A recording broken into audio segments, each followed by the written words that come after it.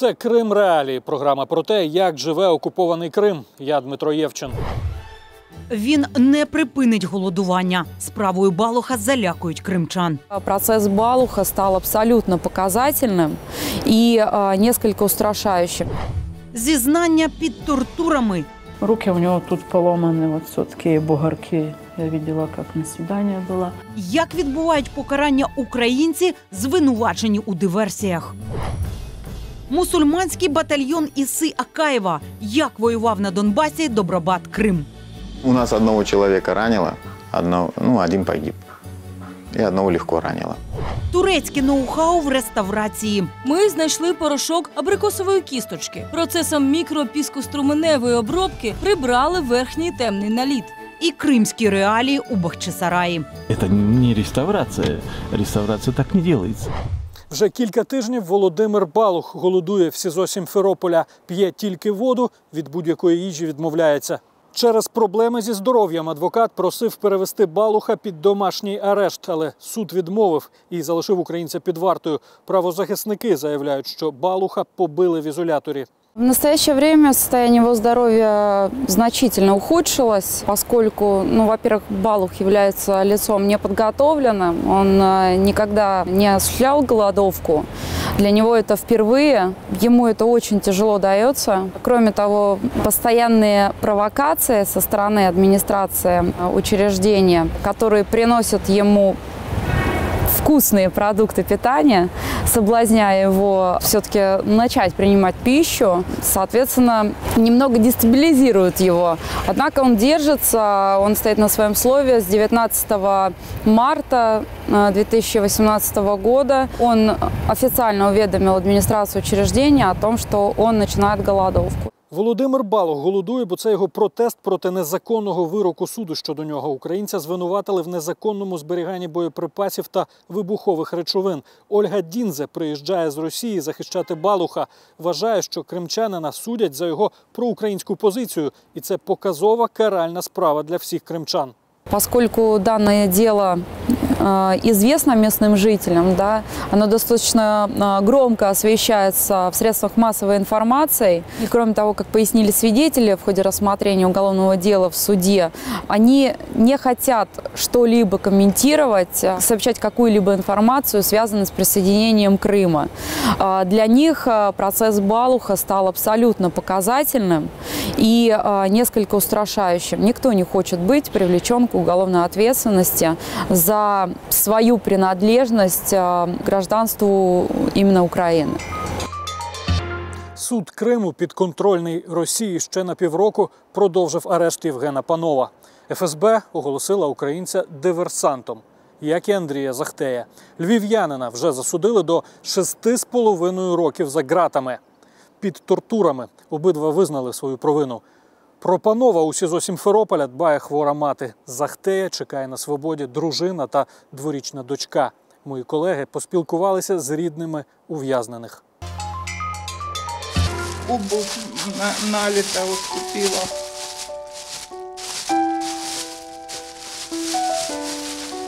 Уже не 45-й размер. Не очень легко найти, нашла. Вона збирає передачу в тюрму. Зо 10 кілограмів продуктів та одягу для сина Євгена. Усе це з рідної Запорізької області повезе до СІЗО у Сімферополі. Сама у 62 роки хвора на астму Віра. Єдина в родині, хто не боїться їздити на півострів. Я стараюсь сейчас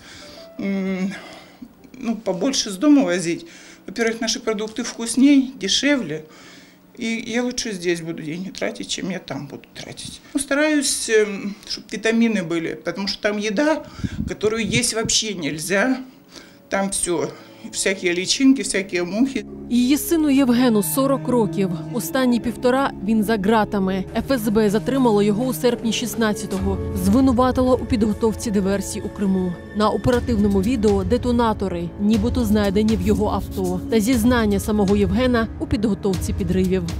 Группа 2 частями 6-7 числа в составе 2 и 3 человек с помощью плавсредств были переброшены на территорию Республики Крым в район села Рисовое. Мне была поставлена задача прибыть в город Армянск для эвакуации части группы после выполнения задач. По моей информации, должна была совершен быть подрыв военной техники вооруженных сил Российской Федерации. Вона прожила на півострові лише кілька місяців разом з чоловіком та немовлям. Поехали Крым поднимать. Але тепер туди ні ногою. Її чоловіка Андрія Захтея, як і Панова, оголосили диверсантом і вже засудили до 6,5 років, причому суворого режиму. Андрій визнав свою вину під тортурами.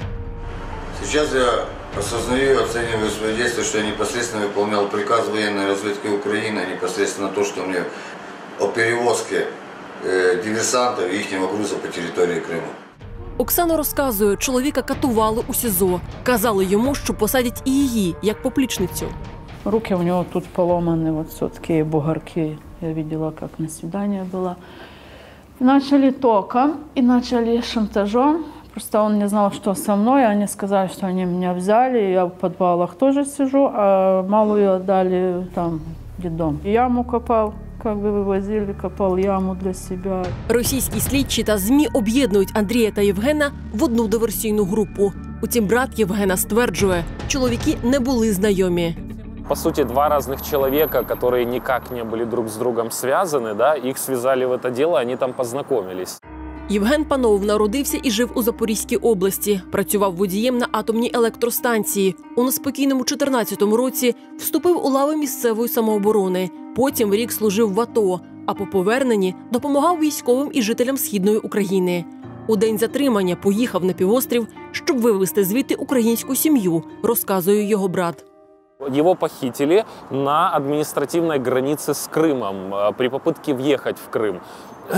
Российские ФСБшники дали ему трубой по голове, он потерял сознание, и его вывезли. Это похищение.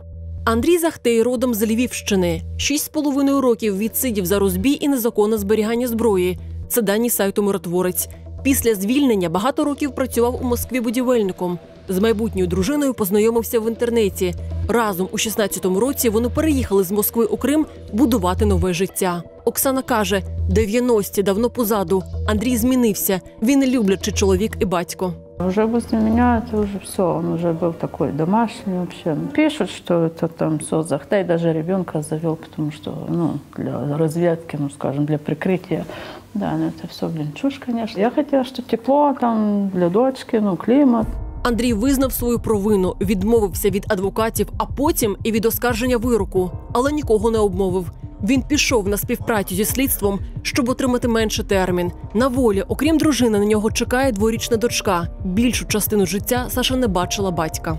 То, что он решил, я его в этом поддерживаю. Потому что у нас ребенок, а ждать 20 лет, не знаю, но это тяжело. Дочка уже спрашивает, папа, показывает телефон, показывает фотографии. А где папа? А что мне сказать, где папа? Справа Євгена Панова досі у суді. Він відмовився від свідчень, які дав під тортурами. Женю ломали, а сколько его заставляли поменять гражданство. Им обещают, что они будут там, где Сенцов. Такое они обещают. Он сказал, у меня гражданство одно, и я с ним и умру, если мне надо будет. Віра знала, що їй не дозволять побачитись з сином у СІЗО, тільки зробити передачу, але все одно поїхала у Крим, сподіваючись, що невдовзі сина обміняють, і він повернеться додому. Там даже рядом, когда с СИЗО ходишь и смотришь на те окна, и мне кажется, что там за каждым окном, и там его лицо просто. Олександр Шевченко, Євгенія Назарова, Антон Наумлюк для Кримреалії. Батальйон, де не можна було випивати і лихословити. Такі правила в добровольчому підрозділі «Крим» встановив його комбат Іса Акаєв. Це його бійці підіймали український прапор над Савур-могилою, а пізніше боронили Маріуполь. Чому правовірні мусульмани взяли до рук зброю, за якими правилами воювали на Донбасі, та як зараз живе сам Іса Акаєв після того, як його добровольчий батальйон кримських татар розформували? Дивіться далі.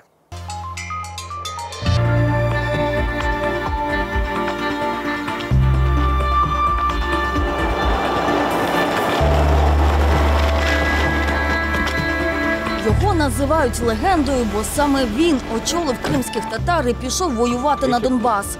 Незважаючи на релігійні суперечки, Хто на фронті християнин, а хто мусульманин, взяв автомат у руки.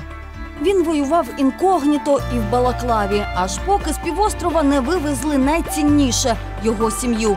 Тільки тоді зняв маску. Тепер із дружиною і 8 дітьми вони живуть у гуртожитку переселенців з Криму на Вінниччині. Є тут і молитовна кімната, де проводять намази. Это помещение у нас для молитвы, как мечеть мы ее используем, молельня наша. Вот в этом направлении мы молимся. В кімнаті коло столу стоїть навчальна модель автомата Калашнікова. Іса вчить нас його розбирати. Розповідає, за що любить цей автомат. Преимущество Калашникова в том, что в нем нет мелких деталей. И, допустим, в боевых условиях, там на поле, где грязь, слякоть, там его очень легко собрать, разобрать, почистить и привести в порядок. Зараз уся родина спокійно обідає за сімейним столом. Дружина Іси не хоче називати своє ім'я і під час інтерв'ю не дивиться в камеру. Вона, як і чоловік, суворо дотримується норм шаріату. Обличчя приховує повністю, навіть очі ледве видно. У її вірі краса жінки тільки для чоловіка. Каже, коли Іса вирішив піти воювати, вона не могла йому заперечити і стримати. Звісно, переживаєш за нього, за дітей. А в общем, это лучше, чем равнодушие. Я придерживаюсь того, что мужчина должен что-то делать, а не сидеть дома просто молча.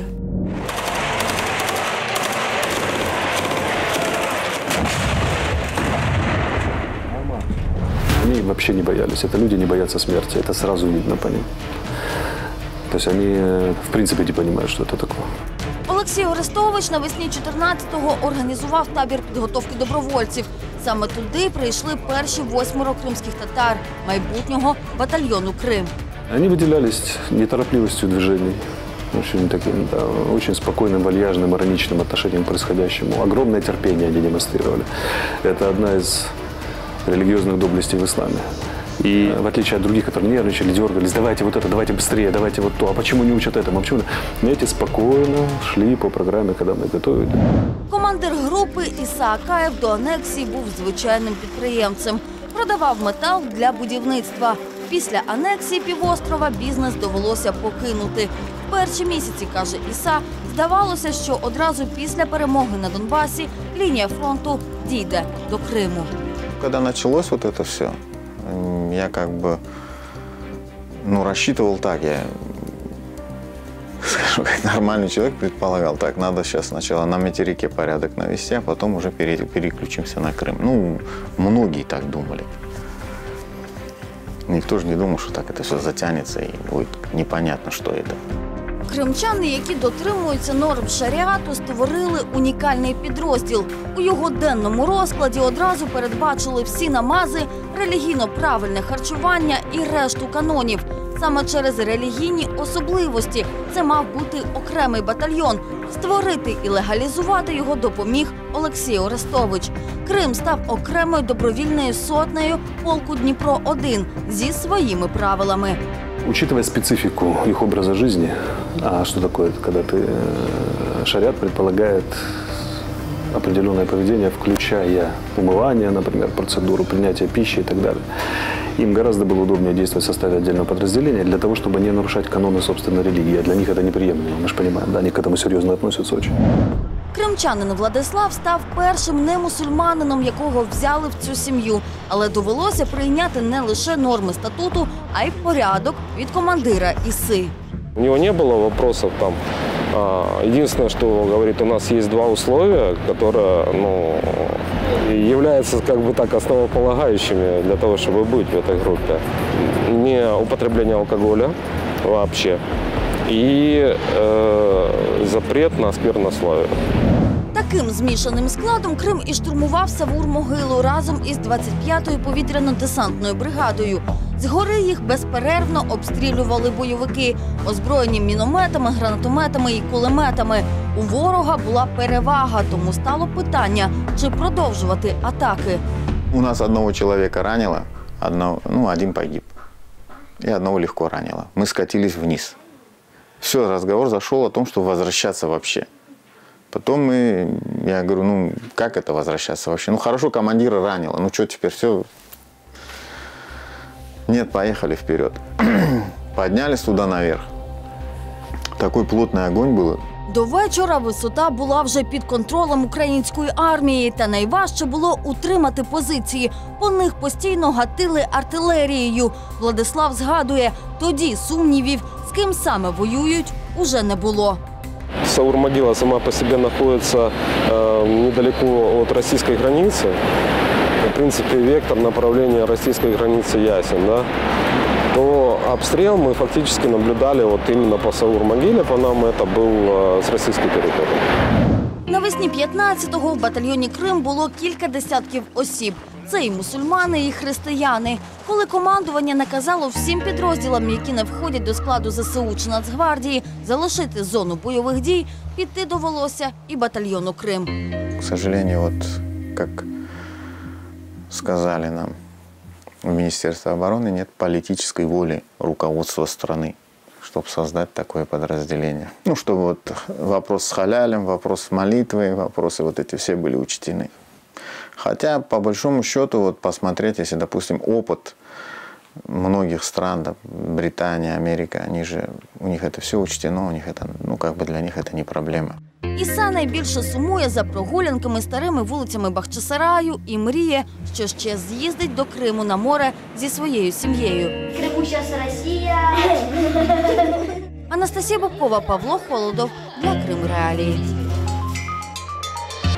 Тільки відданість та наполегливість повернуть Крим Україні, переконаний американський сенатор Роберт Портман. Він співголова групи підтримки України в Сенаті США. Тож, як визволяти окупований півострів, версія Портмана в ексклюзивному інтерв'ю Радіо Свобода. Чи Крим все ще високо стоїть на зовнішньополітичних радах США через 4 роки після незаконної анексії і окупації його Росією? Так, ми маємо звертати увагу на Крим, і це мають робити інші. Це те, що має робити цілий світ, включно з ООН. Бо це вперше, як мені бачиться, з часів Другої світової війни ми мали таку дію. Без відповіді. Ми маємо і далі бути твердими. І роблячи це, ми робимо шанси на успіх щодо Криму добрими і для України в цілому. Але також ми не створюємо прецедент для іншої агресії, щоб вона відбулася де-інде в світі.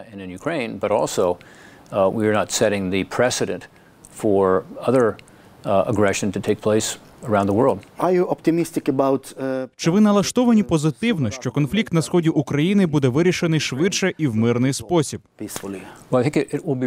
Він буде вирішений через відданість, не лише через українську армію, збройні сили і краще озброєння, яке вони зможуть використовувати, але й за допомогою решти світу, зокрема з допомогою Європейського Союзу та Сполучених Штатів. І ми маємо стояти пліч-опліч з українцями, так само, як ми стоїмо пліч-опліч, тримаючи санкції у відповідь на агресію і незаконне забирання Криму. Я дійсно думаю, що конфлікт може бути врегульовано, але це не станеться за умов відчутності, наполегливості і відданості. Одна з речей, про які я говорю, коли їжджу Європою і зараз у Чеській Республіці, і перед цим у Німеччині, ми маємо стояти разом. І за цих умов імовірність успіху є вищою. Дотик без дотику та жодних руйнувань – головний принцип роботи турецьких реставраторів. Нині вони відновлюють найбільшу мечеть Стамбула. Стіни чистять особливим порошком з абрикосових кісточок. Мармур висікають вручну. Мої колеги порівняли реставрацію в Туреччині з тим, як окупаційна влада Криму начебто відновлює унікальний ханський палац у Бахчисараї. Насправді нищить 300-річні букові балки та старовинну покрівлю будівлі. Як має бути та що таке справжня реставрація? Дивіться далі.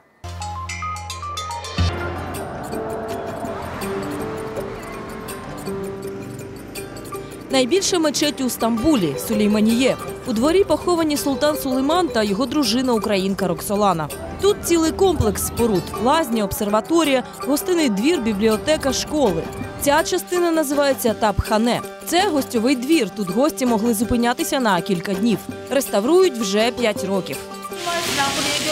Тут багато високих колон. Є мансарда з прекрасним видом, яка називається «Ейван». На сьогоднішній день ми докладаємо всіх зусиль, щоб реставрувати цей комплекс подібно до того, як його побудував Сінан. Це Семра Сельбесоглу. Вона архітектор і керує тут реставраційними роботами. 2 роки тому тут зробили сенсаційне відкриття. Відкопали невідому кімнату і з'ясували, що в ній лікувалися теплом. Тепло, що виходить з печі, проходило з цього цегляного каналу по всій кімнаті, і дим йшов через ось цей димохід. Це місце було своєрідним оздоровчим простором. Хворі тут долали свої недуги за допомогою тепла. Це перша подібна споруда, знайдена на території Туреччини. За півтисячоліття комплекс пережив понад 80 землетрусів. Мечеть вистояла, але деякі колони постраждали. Їхні верхні частини замінили, бо не витримують будівлю. Однак мармурові капітелі майстри висікали вручну, так як це робили століття тому. Ми зняли ці пошкоджені верхні частини і точно з такого ж мармуру відтворили капітелі вручну, застосувавши старовинний метод ручного виготовлення. Всі зняті пошкоджені капітелі ми встановили під колонами. А це вже Крим. Понад півроку велику ханську мечеть унікального ханського палацу нібито рятують від руйнації. Всю зиму дах захищав лише ось цей поліетилен, увесь в дірках. Тому вода потрапляла всередину будівлі, через що постраждали стіни мечеті, показує нам активіст Едем Дудаков. Вот посмотрите, первое окно, которое сейчас здесь есть, вот оно. Это первое окно, в принципе, уже верхняя часть ее разрушена. Она в таком плане, видите, смотрите, и сверху стены полностью набухли. Они говорят, что они будут это все, штукатурку менять, будут перекрашивать, как они утверждают. Но, понимаете, это не реставрация. Реставрация так не делается. Працювати на історичних об'єктах в Туреччині можуть лише архітектори вищої кваліфікації. Реставрацію розпочинають лише тоді, коли у плані пропишуть кожен крок фахівців. Потім його затверджує Міністерство культури. З ним же узгоджують усі непередбачувані ситуації. Реставрація – це дотик без дотику, не знищуючи. В іншому випадку зовсім не варто братися за цю справу. Важливо, аби фірма була з великим досвідом реставраційних робіт і враховувала навіть найдрібніші деталі в процесі. А фірми, які проводять ремонтно-реставраційні роботи в Бахчисарайському палаці, не мають навіть російських ліцензій на таку діяльність. Йдеться про компанії «Ата Груп» та «Кірамет». Ростовський суд встановив, що ці фірми, не маючи на це права, реставрували інший об'єкт в Криму. Там строители обычные, насколько знаю, прораб даже гастарбайтер из Узбекистана. Работал в Москве долгое время, вот теперь приехал реставрировать вслед за фирмой «Атта Групп», которая выиграла тендер каким-то образом. А они за год получили допуск на объект 16-17 века. З гостьового двору мечеті Сулеймана не викинули жодної історичної деталі. Ось ці двері всі старовинні. Деякі з них збирали по дрібних шматочках. Тільки на реставрацію дверей у фахівців пішов цілий рік. Якщо їх викидати, то цей об'єкт буде вже новим, іншою будівлею і втратить свою історичну значущість. Якщо є простір, який виїли комахи, ми заливаємо спеціальною рідиною цей простір. Чекаємо, щоб комахи вимерли. Потім дістаємо їх звідти і закриваємо пошкоджені отвори. Після цього поверхню дерева заново шліфують і полірують. І двері набувають свого первісного вигляду. А ось так реставрують дерев'яні деталі у Бахчисараї. Усі балки з даху мечеті просто зрізали. Автори так званого проєкту протиаварійних робіт твердять, мовляв, було пошкоджено 90% деревини. Щоправда, перевірили не всю. В отличном состоянии. Его даже шашель не поел. Вот единственное небольшое гнилое место, вот оно, которое в принципе реставрируется очень легко. А эти вот, например, ну, я думаю, что вот они и есть 300-летние балки из бука. Вот на них еще известковый налет остался с тех времен. Их вымачивали. Вот здесь я даже не вижу гнилую часть. Ну вот, если даже она есть, она очень неглубокая. А турецькі реставратори довго ламали голови, як би відшліфувати потемнілі старовинні стіни. Бо традиційне очищення піском пошкоджує структуру каміння. Тож шукали якийсь м'якіший матеріал і винайшли новий метод. araştırmalarımız sonucunda Ми знайшли порошок абрикосової кісточки, з'ясували, що є фабрика такого порошку в місті Газіантеп і замовили звідти. Так ми, використавши цей порошок, процесом мікропіскоструменевої обробки змогли прибрати верхній, темний наліт, і стіни не пошкодилися. За стандартної піскоструменевої обробки пісок поступово проникає в камінь, і з часом в камені утворюються тріщини. Я б хотіла, аби весь світ відмовився від цього методу обробки. ileride mutlaka o taşı patlatıyor. А в Криму про стіни подбали геть інакше. На північному фасаді тріщина та пліснява. Почалася ерозія кам'яної кладки. Дах мечеті хочуть вкрити штампованою заводською іспанською черепицею. Старовинну, знято з будівлі, поскладали просто неба без охорони. Пожалуйста, результат. Вот она пережила несколько поколений. Вот черепица, которая уже расколота. Вот она. Вот. И вот так она постепенно будет утрачена. До боли просто жалко, как они... Посмотрите, как они побросали эту всю черепицу. Даже не уложено. Це східна стіна ханської мечеті. Будівельні конструкції встановили прямо в розпис 18-го сторіччя. Цей каліграфічний напис лише 16 років тому повністю відреставрували. В ньому йшлося про філософську нескінченність часу та простору. Але для самої каліграфії час обірвався. Її верхню частину вже просто знищили. Олександра Славіна, Феруза Казанська, Соломія Бурштин, Артур Гаспрін для Крим Реалії.